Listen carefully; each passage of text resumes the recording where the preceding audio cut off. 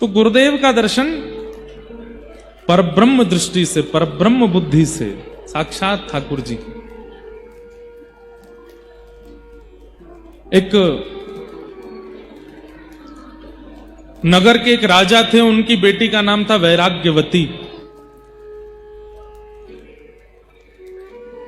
उनका नाम वैराग्यवती इसलिए पड़ा कि जब से उन्होंने बोलना सीखा तब से वैराग्य की बातें ही कहीं, इसलिए उनका नाम वैराग्यवती पड़ गया। सब लोग इधर देखिए, सावधानी से सुनिए सब लोग। यहां जितने भैया खड़े हैं मंच के आसपास, हाँ माता जी को करके फिर विराज जाओ सब। वैराग्यवती नाम की एक राजकुमारी थी, राजकन्या थी, लेकिन पता नहीं कैसे कौन से जन्म का उनका पुण्य था कि जन्म से जब से बोलना प्रारंभ किया वैराग्य की ही बातें मुख से निकलती थी। दुनिया के लोग सुंदर पुष्पों को देख के कहते कितना सुंदर है, कितना सुंदर है, कितनी इसकी सुगंधी देखो, इसका रंग देखो, इस पुष्प की कोमलता देखो। वैराग्यवती कहती सर्दियों को आने दो, पतझड़ का मौसम आएगा, सारी सुंदरता निकल जाएगी इसकी। घर के बड़े लोग कहते तू कैसी बात करती है, तेरे पास और कोई बातें ही नहीं होती। अब घर में रिश्तेदार के रूप में नव विवाहित जोड़ा आते, वो आकर के प्रणाम करते, बोले आप हमें आशीर्वाद दो, हम दोनों की जोड़ी सदा बनी रहे। वैराग्यवती आ जाती, वहां पर भी वैराग्य की बातें करने लगती। मन पंछी उड़ जाई हैं जादिन, तादिन तेरे तनु तर वर के, सबई पात झड़ जाई हैं, स्वार लाग करें सब पीती, सुर नर मुनि जन की यह रीति। सब स्वार्थ के संबंधी हैं, ये संबंध कोई विशेष नहीं है, तुम दोनों विवाह करके आए हो। हर जगह वैराग्य की बात करती थी, इसलिए उसका नाम वैराग्यवती। एक समय आने पर तो राजा ने छोटी सी कुटिया बनाकर के महल के बाहर उनका निवास बना दिया, बोले तुम यहीं रहो। और पूरे दिन क्या करती, केवल ठाकुर जी का स्मरण।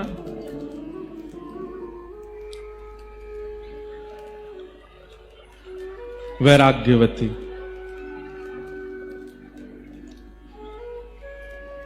ठाकुर जी का स्मरण करती और कोई उसके पास चर्चा नहीं होती।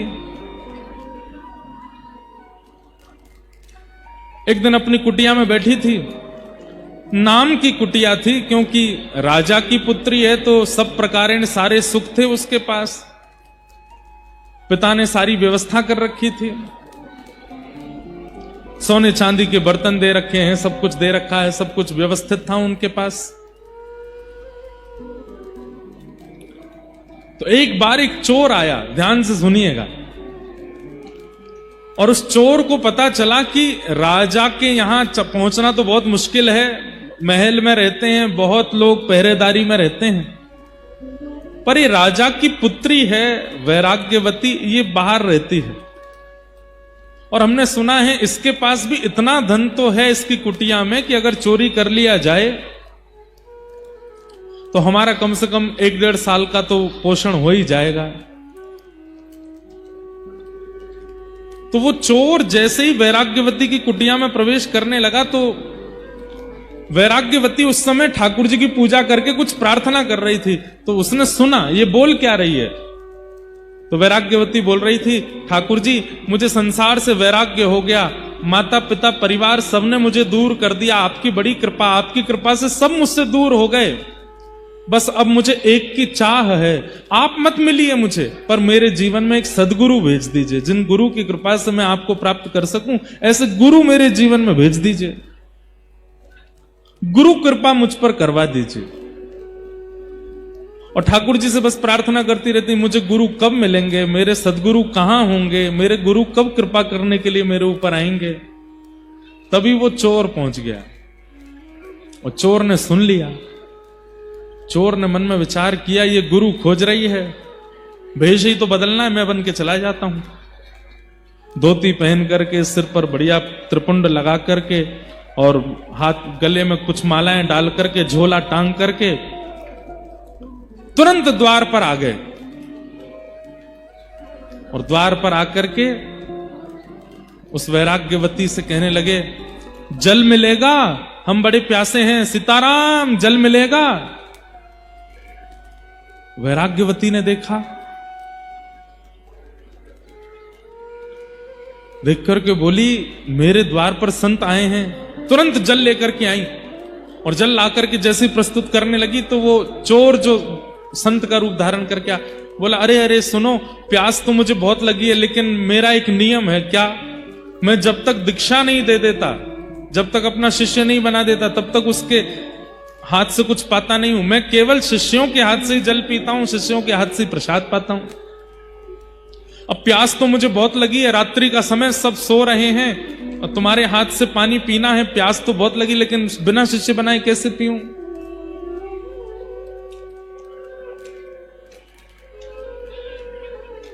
वैराग्यवती बोली, आप प्यासे रहेंगे ये मुझे स्वीकार नहीं, और मैं तो अभी ठाकुर जी से कह ही रही थी कि मुझे गुरु दे दीजिए, और उसी समय आपका आना हुआ है, तो निश्चित है कि आपको ठाकुर जी ने ही भेजा होगा मेरे गुरु रूप में आने के लिए। आप एक काम कीजिए, जल का पात्र बाद में आप पी लीजिएगा, मुझे दीक्षा दे दीजिए। हाँ, ये काम बढ़िया रहेगा, बैठो। और चोर ने अब उसको जो भी आता था मंत्र वंत्र बोलना, जो उसको राम नाम याद था या जो भी नाम याद था, कान में बोल दिया और गले में एक माला पहना दी, तिलक कर दिया, बोले आज से तुम मेरी शिष्या हो, लाओ अब जल पिलाओ। जलपान कर लिया। जलपान करने के बाद में गुरुजी बोले, बेटा अब हमको आगे अपने आश्रम की ओर जाना है और आश्रम का बहुत बड़ा उत्सव आ रहा है, उसकी व्यवस्था भी करनी है। जी गुरुदेव, आप आज्ञा करो। बोले काम करो, तुम्हारे पास जितना भी द्रव्य है, जितना भी सब सामग्री है, सब लेके चलो और हमारे आश्रम में थोड़े सहायता करना। और हमारी गुरु दीक्षा का एक नियम और रह गया है, वो हम अभी करेंगे। क्या नियम है गुरुजी? बोले आप चलो। तो वैराग्यवती चल पड़ी, अपने घर का सारा सामान लेकर के, सारा धन धान्य लेकर के। अब तो गुरु मिल गए हैं, जो कहेंगे सब करूंगी। हम आपको ये बताना चाहते हैं कि गुरु के प्रति निष्ठा का फल ठाकुर जी कैसे प्रदान करते हैं।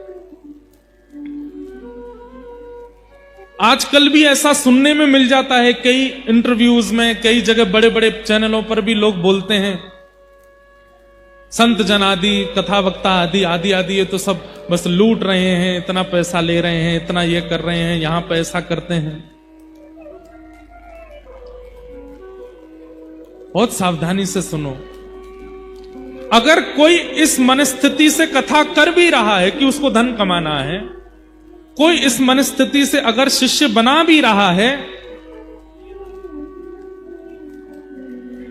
तो भी शिष्य की दृष्टि कैसी होनी चाहिए ये सुनिए। उनको दंड नहीं मिलेगा ऐसा नहीं है। जो इस प्रकार लोगों का सिंचन करते हैं और केवल धन को प्रधानता देकर के सारी क्रियाएं करते हैं और रूप बनाते हैं वैष्णव का, ठाकुर जी कह रहे हैं वो बचने वाले नहीं है। उनको दंड यम नहीं देंगे, उनको दंड यमदूत नहीं देंगे, उनको दंड कोई और नहीं देगा, उनको मैं दंड देता हूं। और एक बात याद रखिएगा, क्लास टीचर डांट दे ठीक है, मॉनिटर डांट दे ठीक है, कोऑर्डिनेटर डांट दे ठीक है, प्रिंसिपल के पास अगर बात पहुंच गई तो फिर डांट कुछ ज्यादा ही सीधे रिस्ट्रिक्शन ही होता है फिर स्कूल में। ठाकुर जी प्रिंसिपल हैं, सबको दंड नहीं देते। सबको दंड देने के लिए भगवान ने यमराज जी बैठा रखे हैं। तो वैराग्यवती, बचपन से ही वैराग्य आ चुका है सब चीजों से, ऐसी राजकन्या वैराग्यवती। कहां तक कहें, राजा ने भी अपने घर से बाहर एक कुटिया बना करके दे दी, वहां रहती है, क्योंकि घर में जो भी आता है सबको वैराग्य का ही ज्ञान देती है। आज गुरु की कामना कर रही थी तो एक चोर गुरु का रूप धारण करके आ गया और कहा कि मैं जल तो तभी पीऊंगा जब दीक्षा लोगी। तो दीक्षा ले ली। दीक्षा लेने के बाद में उस चोर ने कहा कि हमारे शिष्यत्व बनाने की एक विधि जो है वो जंगल में होगी, हमारे साथ चलो। तो राजकन्या वैराग्यवती गुरुदेव के चरणों में सब कुछ अर्पित करने के लिए जितना सोना चांदी जितना धन धान्य उनके पास था सब इकट्ठा करके अपने साथ अपने गुरुदेव के साथ जा रही है। बीच घनघोर जंगल में जाकर के उस चोर ने विचार किया, यहां राजा की सेना मुझे नहीं ढूंढ पाएगी और मैं यहां इसके पास जितना धन है सब चुरा करके यहां से भाग जाता हूं, पर यह भी एक तरीके से भागूंगा। कैसे? वैराग्यवती से कहा, वैराग्यवती इधर आओ। जी गुरुदेव आज्ञा करो। ये जितनी पोटली सामान सोना चांदी सब नीचे रख दो। रख दिया गुरुदेव, आज्ञा करो। पेड़ के पास खड़ी हो जाओ। पेड़ के पास खड़ी हो गई। एक बड़ी रस्सी लेकर के आए वो चोर और उस रस्सी से वैराग्यवती को बांध दिया और कहा, अब तुम्हारी असली दीक्षा हो रही है। क्या करना होगा गुरुदेव?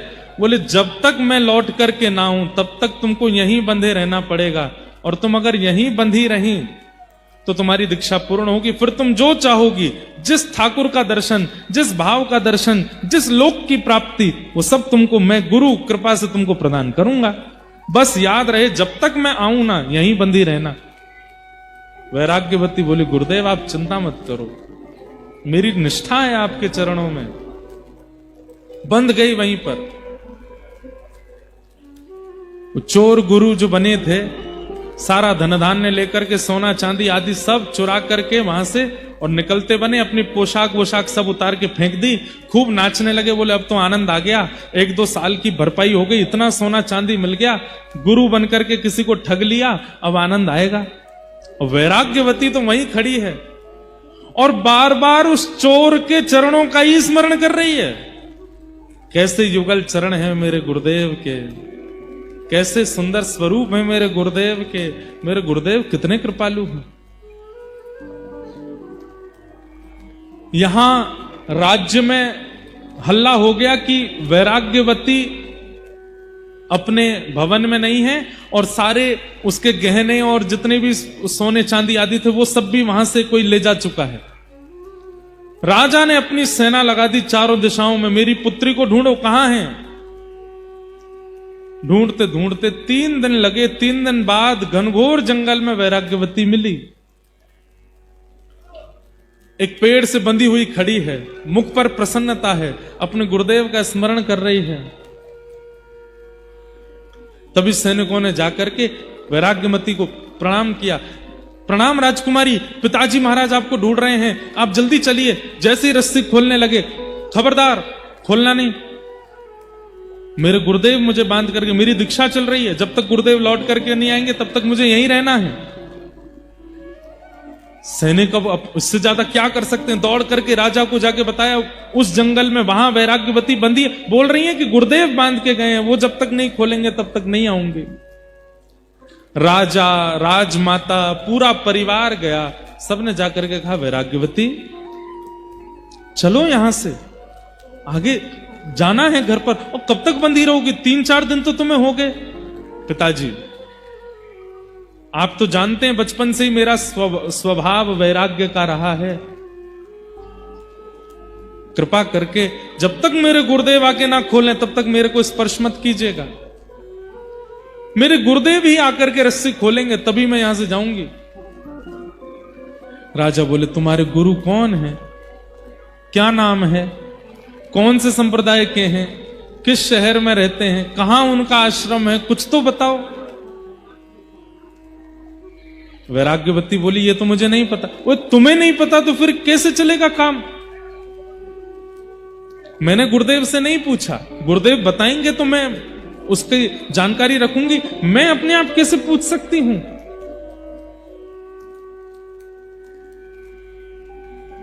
राजा बोले, क्या करें?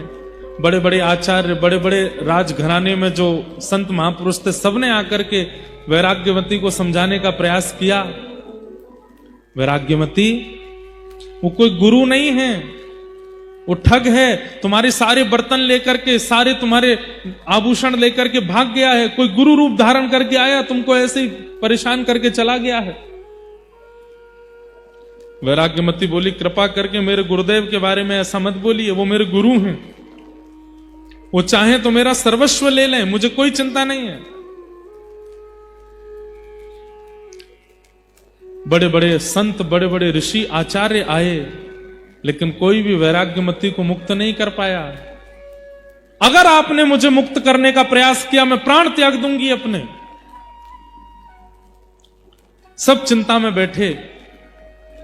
तभी अनेक संतों ने नारद जी का स्मरण किया, वहीं बैठ करके यज्ञ किया, नारद जी का आवाहन करना चाहा कि हे नारद जी आप पधारो।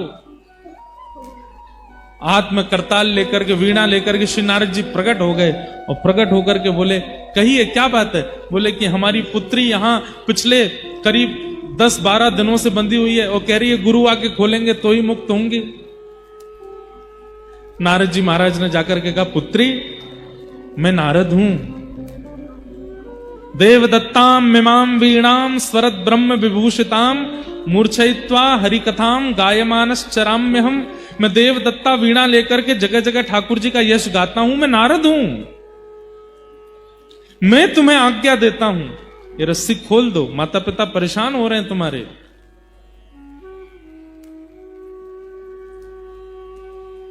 और तुम जिस गुरु के लिए यहां बंधी हुई हो, वो गुरु नहीं है, वो कोई और है।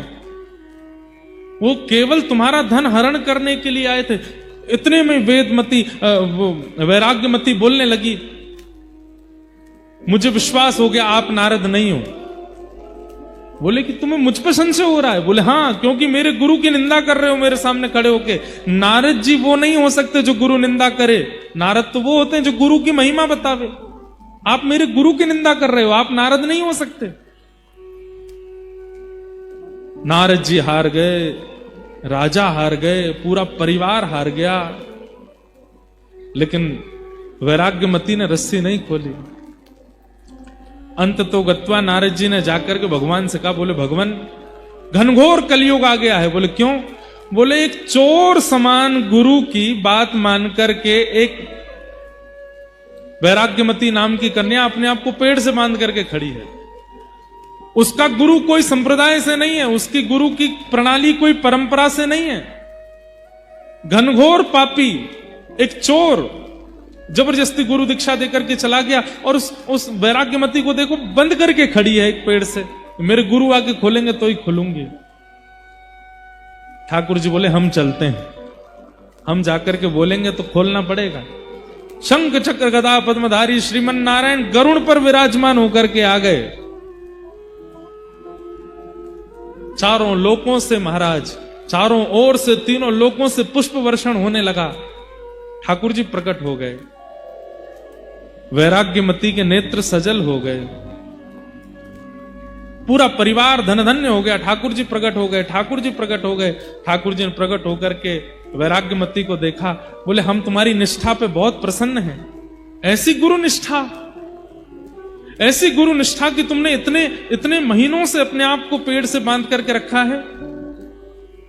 हम तुम्हारी निष्ठा से बड़े प्रसन्न हैं। अब हम आज्ञा करते हैं, तुम ये रस्सी खोल दो। और जिन गुरु का मंत्र लेकर के और जिन गुरु से दीक्षा लेकर के तुम यहां खड़ी हो, वो गुरु नहीं है, वो एक चोर है, वो सामान्य व्यक्ति है, केवल तुमको ठगने के लिए गुरु का रूप धारण करके आया। वैराग्यमती के नेत्र सजल हो गए, ठाकुर जी के चरणों में वहीं से सिर झुका करके प्रणाम करती हुई बोली कि नाथ, पिता ने आकर के रोका, कुल गुरु ने आकर के रोका, नारद जी ने आकर के रोका, सबने एक ही बात कही कि मेरे गुरु चोर हैं, मेरे गुरु गुरु नहीं है, मेरे गुरु ठग हैं। सबने गलत गलत शब्द कहे, पर मैं मानती रही कि मेरे गुरु ही परम सत्य हैं। और आज तो इस बात पर प्रमाण हो गया कि मेरे गुरु सर्वोपरि है। भगवान बोले मैं निंदा कर रहा हूं तो भी तुम मान रही हो सर्वोपरि। वैराग्यमती कहती है, जिन गुरु के जीवन में आते ही कुल गुरु के पास मुझे नहीं जाना पड़ा, वो यहां आ गए, नारद जी यहां आ गए और अंततो गत्वा ठाकुर जी यहां आ गए। वो गुरु नकली कैसे हो सकते? जिन गुरु की दीक्षा प्रदान करते ही ठाकुर जी को मेरे सामने आना पड़ गया। अरे लोग हजार हजार वर्ष तक तप करते रह जाते हैं, आप उनकी तरफ देखते तक नहीं हो। यहां पर 11 दिन मुझे बंधे हुए पेड़ से, और मेरे गुरु बांध करके चले गए और बोल करके गए जब तक मैं ना आऊं तब तक खोलना नहीं। अगर मैंने पहले ही खोल दिया होता तो आज आपके दर्शन होते, नारद जी के दर्शन होते, इतने युग पुरुषों के दर्शन होते। ये मेरी गुरु की वाणी और ये मेरे गुरु की कृपा है। भगवान बोले जय हो। चलो अब हम आज्ञा कर रहे हैं, खोल दो। बोले ना, जब तक गुरु जी नहीं खोलेंगे तब तक नहीं आऊंगी। भगवान ने नारद जी को बोला, हे नारद क्या करो, हनुमान जी को बुलाओ। हनुमान जी आए। हनुमान जी के प्रकट होते ही वैराग्यमती बोली, अब तो और विश्वास हो गया कि मेरे गुरु जी, देखो हनुमान जी भी आ गए। अरे हमने इनको अपने काम से बुलाया। बोले किसी भी काम से बुलाया, दर्शन तो मुझे हो रहे हैं ना। अरे हनुमान जी बड़ी दिक्कत आ गई है, तुम एक काम करो। हनुमान जी बोले क्या करना है, इसके गुरु जी खोज के लाओ। हनुमान जी गए, वैराग्यमती अपने गुरु का परिचय दो। बोले परिचय कुछ नहीं पता, बस इतना पता वो मेरे गुरु हैं। कहां रहते हैं, क्या नाम है, क्या, कुछ नहीं। अरे 10 मिनट पहले दीक्षा हुई, 10 मिनट बाद गुरुजी बांध के चले गए, मुझे कुछ नहीं पता उनके बारे में। और देखो इतनी कम जानकारी होते हुए भी कैसी गुरु कृपा हुई मेरे ऊपर। भगवान से हनुमान जी बोले क्या करना है भगवान, ये तो बावली है गुरु के पीछे। हनुमान जी इसके गुरु को खोजना है, और वास्तविक में वो सिद्धियों से ही पता चलेगा इसके गुरु कहां हैं। तो आप अपनी अष्ट सिद्धियों को प्रकट करके थोड़ा विचार कीजिए, ढूंढिए कि इसके गुरु कहां हैं। हनुमान जी ने अपनी नवनिधि अष्ट सिद्धियों को प्रकट किया और अपने मंत्र शक्ति से ढूंढा। तो ढूंढते अरे राम राम राम राम, क्या हुआ। बोले पास के राज्य में एक नगर सेठ है, उसके यहां पर चोरी कर रहे हैं इसके गुरुजी। बोले वही हैं इसके गुरुजी, लेके आओ। बोले चोर गुरुजी हैं। बोले हाँ। इतने में ही हनुमान जी महाराज तो अंतर ध्यान हुए, गदा लेकर के तुरंत प्रकट हो गए। गुरुजी यहां तिजोरी में से सामान निकाल रहे थे। पीछे मुड़ करके देखा तो पवन पुत्र हनुमान। हनुमान जी को देख करके गुरुजी, हे भगवान आप कैसे आ गए। हनुमान जी बोले चलो हमारे साथ, तुमको ले जाने आए हैं। बोले कि मैंने तो उम्मीद रखी थी कि यमदूत आएंगे, लेकिन आप आए हो, रामदूत आए हैं। मैंने ऐसे ऐसे काम किए कि मुझे तो लगा कि यमदूत ही आएंगे मुझको लेने, लेकिन आप आ गए नाथ, बड़ी कृपा। हनुमान जी लेकर के पहुंचे। जैसे ही प्रकट हुए हनुमान जी गुरु जी को लेकर के, आहा शंख चक्र गदा पद्म धारण करके गरुण जी पर भगवान बैठे हैं, नारद जी बैठे हैं, बड़े बड़े देवता बैठे हैं, और सारा राजवंश खड़ा है, और एक पेड़ से बंधी हुई वैराग्यमती खड़ी है। सबका दर्शन किया पहले तो चोर गुरु जी ने, सब क्रोध में देख रहे हैं उनको। बारे चोर, गुरु बनकर के ऐसी दीक्षा देकर के गया। जैसे ही वैराग्यमती को देखा, अब चोर बोलता है तू अभी तक बंधी है यहीं पे। वैराग्यमती बोली गुरुदेव आप आज्ञा करके गए थे कि जब तक आप नहीं खोलोगे तब तक मैं यहीं बंधी रहूंगी। भगवान ने कहा सबसे पहले तो इसको मुक्त करो। जा करके जैसे ही रस्सी खोली, वैराग्यमती ने चरणों में प्रणाम किया। भगवान गुरुदेव आपकी कैसी कृपा, 10 मिनट आपने मुझे दीक्षा प्रदान किया, रस्सी से बांध करके गए। आपकी कृपा से श्री हनुमान जी का दर्शन, नारद जी का दर्शन, पिता महाराज का दर्शन, गुरुदेव का दर्शन, ठाकुर जी का दर्शन हो गया। गुरुदेव आपको वंदन करती हूं, प्रणाम करती हूं। भगवान ने हनुमान जी की ओर देखा, नारद जी की ओर देखा। सब साधन मुझे प्राप्त करने के एक तरफ, हनुमान जी देख लीजिए, और गुरु निष्ठा एक तरफ। ये गुरु निष्ठा है। तो हमारी प्रार्थना, ये बात हमने क्यों कही, गुरु को गुरुत्व मत सिखाओ, उनको रहने दो वो जैसे हैं। आप अपने शिष्यत्व में निष्ठा ले आओ। अगर गुरु अपनी पदवी से कभी गिर भी गए होंगे तो आपका शिष्यत्व उनको उठा लेगा, उनको पुनः विराजमान कर देगा। आजकल ऐसा ही होता है, हमारे भारत में कई जगह पर ऐसे ही गुरु प्रकट हो गए हैं। हर कोई दद्दा जी के जैसा स्वरूप का नहीं है, हर कोई श्रीमद वल्लभाचार्य जी जैसा नहीं है, श्री हितरवंश महाप्रभु जैसा नहीं है, हर कोई रैदास जी जैसा नहीं है। गली गली में गुरु फिरे, हमसे दीक्षा ले, स्वर्ग जाओ चाहे नरक में, हमें तो बस लिफाफा दो, ऐसे गुरु हैं। पर हमारी आपसे प्रार्थना, पहली बात, सीधे गुरु मत बनाइए। कुछ दिन वाणी का संग कीजिए, वचनामृत सुनो। और आप पूछेंगे कि वाणी में क्या सुने? वाणी से अनुभव कीजिए कि आपके चित्त के संशयों का समाधान होता है कि नहीं। और दूसरी विशेष बात, इनकी वाणी सुनकर के मुझे भगवत साक्षात्कार की अनुभूति होती है कि नहीं। ठाकुर जी के प्रति अगर सामीप्य बढ़ रहा है, गलत मार्ग त्यागने की चित्त में इच्छा हो रही है, अपने जीवन को सुधारने का मन बन रहा है, अगर किसी की वाणी सुन करके, किसी का दर्शन करके, किसी के संग रह करके अपने दोषों को दूर करने की चित्त में इच्छा प्रकट हो रही है, तो समझो वो गुरु।